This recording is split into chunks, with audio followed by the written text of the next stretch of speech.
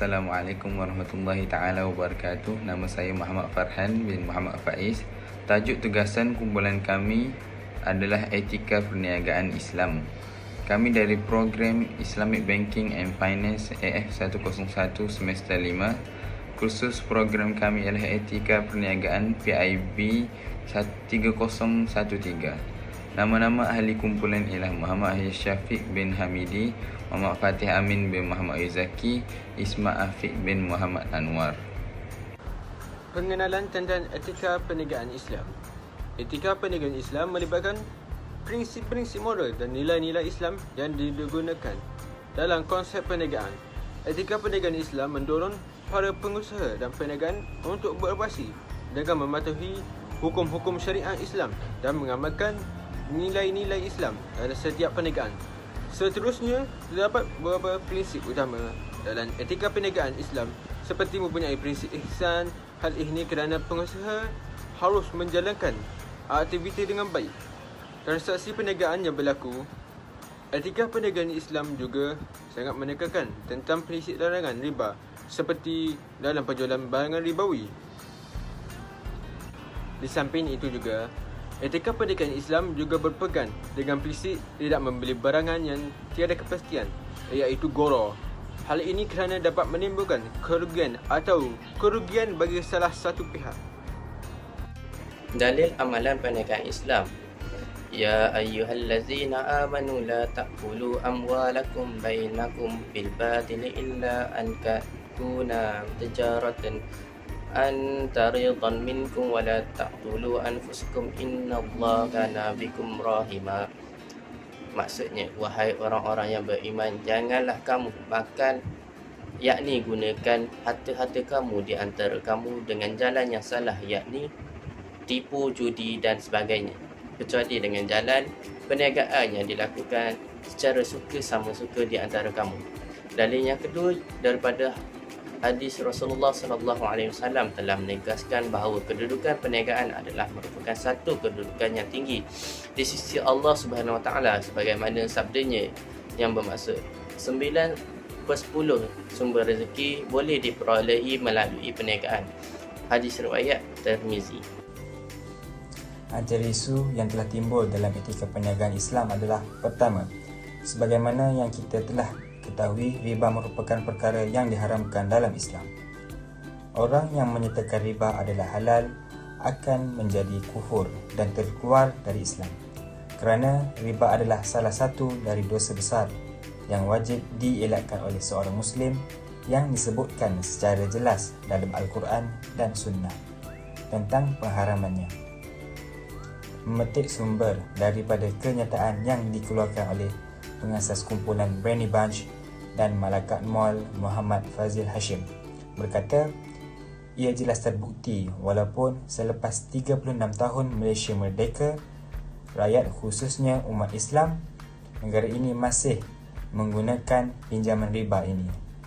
Bahan beliau, solusi pinjaman riba yang masih diamalkan di negara ini menjadi punca utama mengapa orang Islam masih gagal dalam perniagaan di Ceburi. Seterusnya, apabila orang Islam masih meneruskan riba, bermakna seolah-olah seorang Muslim masih berperang dengan Allah, dan perkara ini dijelaskan secara spesifik di dalam Al-Quran, di dalam surah Al-Baqarah ayat 278 hingga 279. Dirakamkan bahawa Allah dan Rasul memerangi pemakan riba. Firman Allah, wahai orang-orang yang beriman, bertakwalah kamu kepada Allah dan tinggalkanlah sakit-baki riba itu, jika benar kamu orang-orang beriman. Oleh itu, kalau kamu tidak juga melakukan perintah mengenai larangan riba itu, maka ketahuilah kamu akan adanya peperangan dari Allah dan Rasulnya. Dan jika kamu bertaubat, maka hak kamu ialah pokok asal harta kamu. Kamu tidak berlaku zalim kepada sesiapa dan kamu juga tidak dizalimi oleh sesiapa. Isu yang kedua ialah bantras isu penipuan alat timbang sukat. Kemunculan para anak-anak muda yang mula meminati dalam perniagaan pada abad ini adalah perkara yang baik dalam pertumbuhan ekonomi negara. Namun bagaimanapun, kian tahun kian bertambah isu mengenai penipuan alat menimbang barang atau alat timbang. Hal ini timbul kerana perasaan untuk mengambil kesempatan dalam kesempitan orang lain untuk mengamuk keuntungan. Hal ini merupakan salah satu perkara yang melanggar dengan prinsip etika perniagaan Islam, iaitu prinsip jujur dan adil. Hal ini dapat kita lihat dalam Al-Quran di mana Allah Subhanahu Wa Taala berfirman dalam surah Al-Mutaffifin ayat 1 hingga 3. Maksudnya, kecelakaan besar bagi orang-orang yang curang dalam timbangan dan sukatan, iaitu mereka apabila menerima sukatan, yakni gantak cupak dari orang lain, mereka mengambilnya dengan cukup. Apabila sebaliknya mereka menyukat atau menimbang untuk orang lain, mereka kurangi. Seterusnya, ini menjadikan salah satu hak utama kepada masyarakat untuk mengambil ganti rugi. Hal ini kerana menjadikan pengguna untuk mengadukan kepada pihak berwajib atas ketindasan yang dilakukan oleh peniaga-peniaga yang tidak bertanggungjawab untuk menuntut hak mereka. Seperti di dalam hadis Nabi SAW yang diriwayatkan oleh Abdullah bin Amr bin Al-As, bahawa Rasulullah SAW bersabda, sesungguhnya orang-orang yang berbuat adil akan berada di mimbar-mimbar cahaya di sisi Allah, iaitu orang-orang yang berlaku adil dalam hukum dan keluarga serta apa yang mereka pimpin. Oleh itu, kita dapat lihat kerajaan telah menumbuhkan Kementerian Perdagangan Dalam Negeri dan Hal Ehwal Pengguna KP dan HEP dalam membantras isu alat timbang. Jualan secara cedok di TikTok berunsur goro. Jual beli cedok di TikTok yang semakin popular pada hari ini adalah satu jual beli yang berunsur goro. Hal ini kerana pembeli tidak mengetahui dengan jelas apakah barang yang akan mereka dapat. Keadaannya ialah pembeli akan menetapkan nilai dan harga pembelian bagi barang tersebut. Kemudian peniaga akan mencedok sekali atau beberapa kali. Apa sahaja cedok oleh peniaga tersebut akan menjadi pembeli. Terdapat juga peniaga mencampurkan barang yang tidak sepatutnya bagi memenuhi bekas yang dicedok tersebut. Hal ini kerana goro itu ada kalanya berupa ketidaktentuan yang mendatangkan risiko kerugian kepada pihak pembeli maupun penjual. Ini berbeza dengan risiko goro. Bukanlah satu tindakan demi keuntungan. Sebaliknya, ia menjudikan nasibnya untuk mengalami kerugian. Dalil larangan goro jelas disebut di dalam hadis baginda Rasulullah SAW yang diriwayatkan oleh Abu Hurairah. Naha Rasulullah SAW an bani'il hasati wa an bai'il gharari. Maksudnya, Rasulullah SAW melarang akan jual beli hashah dan jual beli goro. Hadis riwayat Muslim. Oleh itu, umat Islam dinasihatkan untuk menjauhi jual beli sebegini. Terdapat banyak cara lain yang lebih baik untuk dijadikan akad kepada jual beli yang jauh dari unsur goro dan halal. Penjual dan pembeli perlu bersedia untuk menghadapi ketidakpastian ini dengan memberikan maklumat yang jelas, menjaga transparansi dalam transaksi dan mengambil langkah keselamatan untuk melindungi diri daripada risiko penipuan. Dengan kesedaran dan tindakan berhati-hati, jual beli di TikTok dapat dijalankan dengan lebih selamat dan berkesan.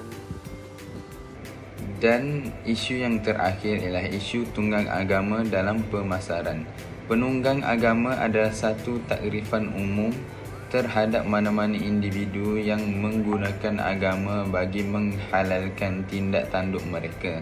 Golongan ini termasuk lelaki miang yang tiba-tiba hendak mengikut sunnah Nabi apabila mahu berkahwin lebih daripada seorang, walhal solat dan ibadat pun tunggang langgang hinggalah kepada penipu berjubah dan berserban memperdaya orang kampung dalam skim umrah palsu.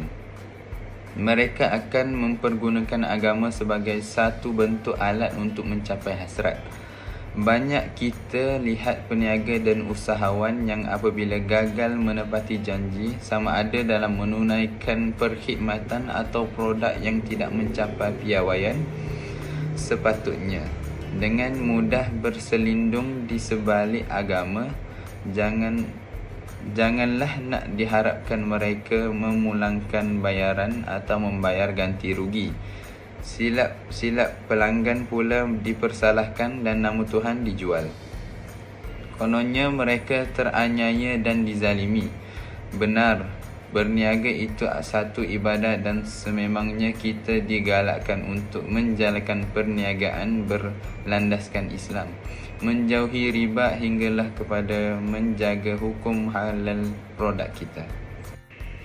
Berdasarkan semua isu yang telah kami kaji, kami mendapati bahawa riba adalah salah satu dalam perniagaan. Ini kerana riba merupakan hukum yang diharamkan dalam Islam. Selain itu, penggunaan pinjaman riba dianggap sebagai punca utama kegagalan umat Islam dalam perniagaan.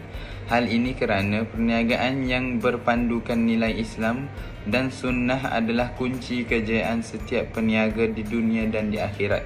Seterusnya, isu penipuan dalam timbangan adalah pelanggaran terhadap prinsip etika perniagaan Islam. Di samping itu, umat Islam disarankan untuk menjauhi transaksi yang melibatkan gharar dan memilih cara yang lebih selamat dan halal dalam perniagaan. Berikutnya, penggunaan agama untuk mempromosikan produk atau perkhidmatan adalah kontroversi. Hal ini merupakan perkara yang dicanggah dengan etika Islam, di mana kejujuran, amanah dan kualiti perniagaan tetap penting dan tidak boleh digantikan oleh alasan agama.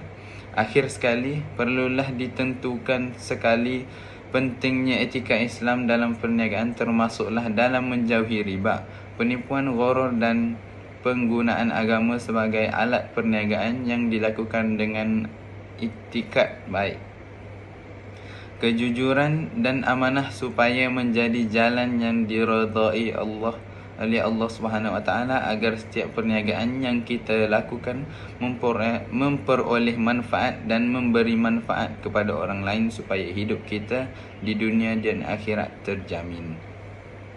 Sekian, itu saja dari kumpulan kami. Terima kasih. Assalamualaikum warahmatullahi taala wabarakatuh.